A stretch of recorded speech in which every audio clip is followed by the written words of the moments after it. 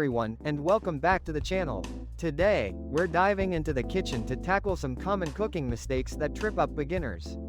Don't worry, we've all been there. Let's get started and make sure you're on the right track. First up, let's talk about the dreaded overcrowding of the pan. This often happens when you're trying to cook a large batch of something, like chicken or vegetables. What happens? Instead of a nice sear, or even cooking, your food ends up steaming. The pan's temperature drops, and the food releases its moisture. The solution? Cook in batches. Give each piece enough space for proper browning and that delicious texture. Next, we have the issue of not preheating your pan.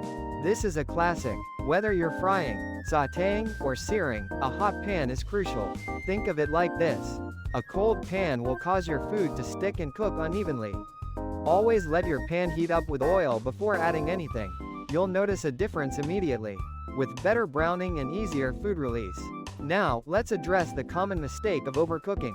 This is especially relevant when it comes to meats and fish.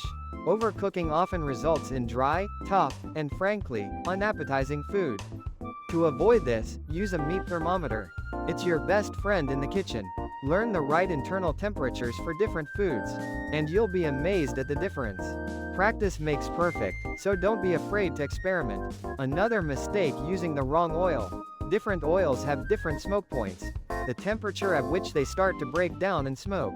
If you use an oil with a low smoke point for high heat cooking, you'll end up with a smoky kitchen and potentially burnt food.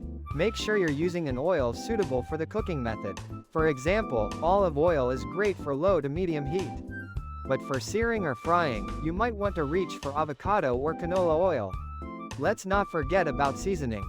Under-seasoning is a widespread problem. Salt and pepper are essential, but don't be shy. Taste your food as you cook, and adjust the seasoning accordingly. Remember, you can always add more, but you can't take it away. Proper seasoning enhances the flavors of the ingredients, and makes your dishes sing. Next, the failure to read the recipe. Recipes are there for a reason. They provide step-by-step instructions. Read the entire recipe before you start. This helps you understand the process. Gather all the ingredients, and avoid any surprises. Following the recipe is essential, especially when you are a beginner cook. Finally, the problem of not tasting as you go. This is key. Taste your food throughout the cooking process. Does it need more salt, more acid, more spice? Adjust the seasoning and flavor profile to your liking. Tasting helps you develop your palate and learn how different flavors interact. So, there you have it, some common cooking mistakes that beginners often make.